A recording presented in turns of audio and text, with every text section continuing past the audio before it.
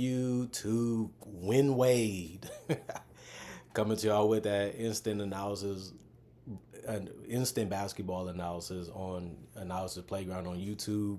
We're gonna talk about the Portland Trailblazer winning by a free throw by Jeremy Grant, stretching that lead to two. Keontae George gave it that last second heave and ended up missing, and they lose 114 to 112. The Jazz are 14 and 43, and they're 7 and 21 at home. The Blazers are 25 and 33 and 9 and 19 away from home. Portland leads the season series 2-1. Utah still has a chance to tie the series before the season is over. Both of these teams are looking like they're going to be eliminated from the playoffs, but you never really know with the Blazers how they've been playing because they ended up losing that first quarter 33 to 32, but they won the second quarter 29 to 18, but they ended up losing that third quarter 31 to 25 and also the fourth quarter 30 to 28. And I love what I seen out of the Blazers throughout this game, even though you would think that Utah won it. But the Blazers, that second quarter really helped them win this game and stay in the game. And they just did enough things to stay ahead, even though they lost the lead and they ended up getting tied.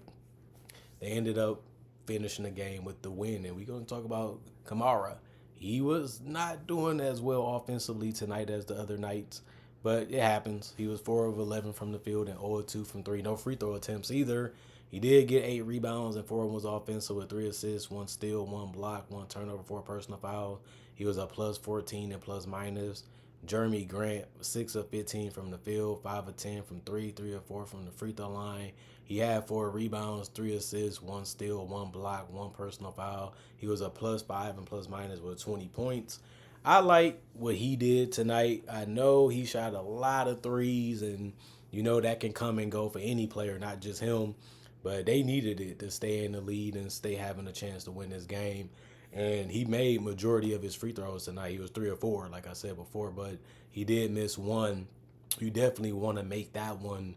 So if they heave a three, at least you go into overtime and you don't lose. Because most players going to try to go for the win and not go for the tie. But you're not going to be perfect, and everybody mostly miss crucial free throws throughout their career, especially when you play a long time like he has. But it's just fun that they still got the win.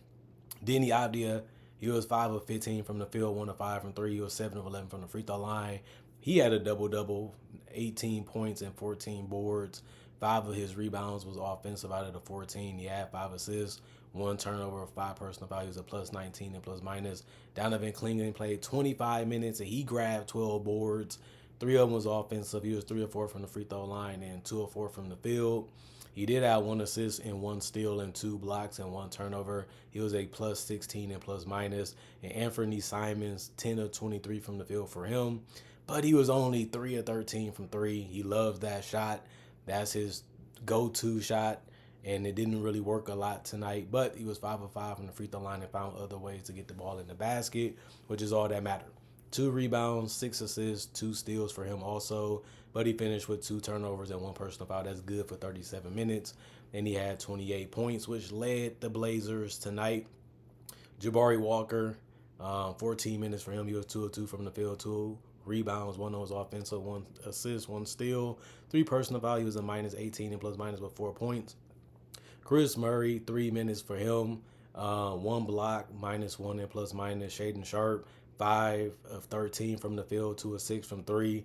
2 rebounds, 1 was offensive, 1 turnover, minus 24 and plus minus with 12 points. Banton, 4 minutes for him, 1 rebound, 1 assist, 1 block, minus 4 and plus minus. And Scoot Henderson, he had 17 points. He was 7 of 15 from the field. He was 3 of 8 from 3. 5 rebounds for him, 2 of them was offensive, 6 assists, 1 steal. He did have 6 turnovers, but he only had 2 personal fouls. He was a plus 3 and plus minus. He had the best performance off the bench number-wise, and he's just really been figuring things out and letting the game come to him and just becoming the player that we thought that he can be. And he's getting the minutes to back that up. And Shaden Sharp, he's been also, like I said, a good weapon for them off the bench. Can handle the ball, can shoot the 3, can get to the basket, a good transition player too. and the other guys didn't really do as much as you would want them to, but they didn't play a crazy amount of minutes. And the rest of the guys was injured or they didn't play because the coaches made that decision.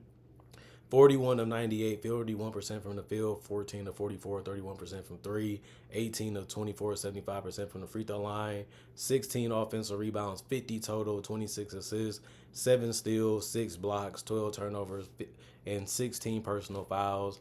And then the Jazz, they ended up fighting their way all the way back into the game, then giving themselves a chance to win the game and didn't get it done again. KJ Martin, 3 of 7 from the field, 0 of 2 from 3. He was 1 of 1 from the free throw line, 6 rebounds, 1 of was offensive, 2 assists, 1 block, 1 turnover, 3 personal fouls. He was a minus 21 and plus minus with 7 points. Kyle Filipowski, 36 minutes for him. He was 6 of 11 from the field and 4 of 4 from 3. 4 of 6 from the free throw line with 20 points and 11 boards, showing you his potential of why people liked what he can do in the draft. One of his rebounds was offensive, like I said, but 5 assists, 2 steals, in a block, 2 turnovers, 2 personal fouls. He was a plus 12 and plus minus. Gotta love it from him. Bryce continues to play a little decent. He played 26 minutes. He was 8 of 13 from the field, 4 or 5 from 3, 3 or 3 from the three-point line. 4 rebounds, 1 was offensive, 1 assist, 1 turnover, 4 personal fouls, minus 8 and plus minus 23 points. He actually led all the Jazzes with 23 points tonight. Johnny Juzang played 17 minutes. He was 2 of 7 from the field, 1 of 5 from 3. He had 2 personal fouls. He was a minus 17 and plus minus with 5 points. Isaiah Collier, he only went 2 of 9 from the field and 1 of 3 from the three-point line, 1 of 2 from the free throw line. He did have 3 rebounds and 1 of those offensive with 4 assists, 4 turnovers, 2 personal fouls, and a minus 28 and plus minus with 6 points. It was only 3 of these starters that didn't get in double figures in any category. It's tough to win that way. But when you have guys like Micah Potter that went 4 or 6 from the field, 2 or 3 from 3, and 2 or 2 from the free throw line with 7 boards, and 5 of them being offensive with assists and a steal, 1 turnover, 3 personal fouls, and plus 15 and plus minus. And you got Sheev, who went 4 or 14, but 2 or 7 from 3. He had 2 rebounds, 1 was offensive, 1 assist, 2 turnovers. He was a plus 17 and plus minus. And Keontae George, you know he's going to come in and try to score as many points as he can. He went 6 of 22. He had the most field goal attempts on the team tonight. And he also had the most three-point shots of the team, where he went 4 of 14 from 3, including that missed field goal from 3 that lost them the game. But he also was 5 of 5 from the free throw line. 5 rebounds, 5 assists for him, 2 steals. He did have 4 turnovers with 21 points. If you insert those guys like they did, they came off and really gave this team a chance to win this game. And it looked good for a little bit. But Cody Williams also had a solid game. He was 4 of 9 from the field, 0 of 1 from 3. 8 rebounds for him. 2 of them was offensive with 5 assists and 1 steal. 2 personal fouls. He was a plus 20 and plus minus. The rest of the guys was injured or they didn't play because the coaches made that decision. 39 of 98. They was 39% from the field. And also 18 of 44. They ended with 40% from 3. That really helped them stay in the game. And they was 6 of 19, and that's 84% from the free throw line. That also helped them too. And they had 12 offensive rebounds, 46 total, 24 assists, 6 steals. They did have 2 blocks and 15 turnovers to go with 18 personal fouls. The Blazers outplayed them enough. They didn't really do it crazy enough. But we don't really look at the Blazers or Jazz as teams that just going to flat out dominate their opponent. They're going to have some struggles. They're going to have some bad shots. They're going to miss some easy shots. They're going to go through their offensive droughts. They might allow some shots to go their way defensively, and that's why these teams aren't winning as many games as they should. But they also got a lot of players that's still figuring out their identity and what they need to do on the basketball court. And that can be tough when you still have other guys going through the same situation. But they believe in their talent. They believe that they got the right group of guys right now. They got the guys that want to be there, the guys that like playing with each other. And those guys are getting a lot of minutes. No Walker Kessler, no Lauri Markkanen to add that in with some other guys too. And it didn't matter. Like, the Jazz shouldn't care too much about winning right now because they just so far out of it that it don't even matter. I'm not saying tank. I'm not saying give up. I'm not saying quit. But if anything that you can postpone, this is the time to do it so it don't hurt you next season. And that's what they need to prioritize now, as their season is basically over, because they're going to be eliminated not too far from now. And then obviously the Blazers, they continue to have that you're good enough and you're not good enough. But I love what you guys are doing, because you're giving so many young guys like Klingon and them some opportunities to find what they can do on a basketball court at the NBA level, while still trying to show more and do more too, while not trying to affect the losing column as much. And I think that it's just slowing the game down, allowing them to see the game for what it is from their perspective, but also learn the other parts of the game that they can add to their game to be the best player they can be in the future. And I think that these two teams are young and they're fun, and they're teams that I watch a lot, as you can see, based off instant analysis. And this was another game why sometimes the bad teams make things exciting, because they do stuff that other teams don't do. They try things that other teams don't try, because they ain't really got nothing to lose, and a whole bunch of things knowledge-wise that they can gain on and off the court, and also when they're at practice and in the warm-ups. Like, you ain't got nothing to lose at this point. You made it. You locked in. Your contract is guaranteed. Your reputation is going to be whatever it is, and you just got to play a little free because of that. Because when you're in a situation where you lost this many games, there's nothing that you could really play for besides just trying to beat teams, and you have to do that anyway, because they're going to put you out there on the court, and you don't want to get embarrassed, and you don't want to get showed up on.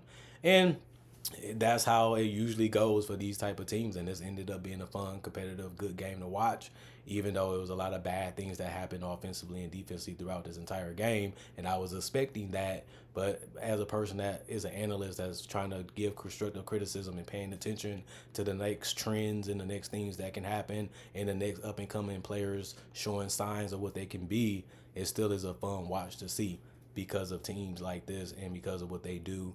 And I got to continue to do that, and it's fun to watch, sometimes too, even though you got a lot of ugliness in it also.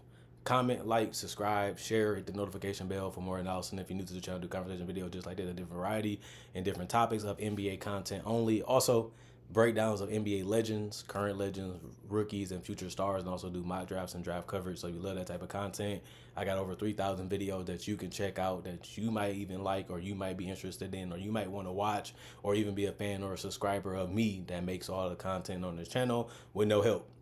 Not only that, thank y'all for watching. Thank y'all for continuing to check out the channel. My social media is on my channel. If you want to see me do something besides just make NBA content videos, those are for that reason. Not only that, email, hit me up, say what you want to say, do what you want to do with that. Also, thank y'all for continuing to watch. Thank y'all for continuing to make this channel special and continue to help this channel stay alive and continue to get me motivated to give y'all content throughout the whole year, like you guys usually do by showing how much y'all love the channel and the content that I make. Thank y'all also for appreciating the content for what it is and coming back each and every time that I make something new. And that's especially for the people that hit that notification bell to get it as soon as it comes out, showing how excited y'all are to see the next thing I have to say or show you guys. Other than that, it's all love. I'm gone for now. I'll be back with one more video tonight, and we'll see what happens the next day, and more analysis should be on the way if it goes that way. I'm gone for now, though. Peace.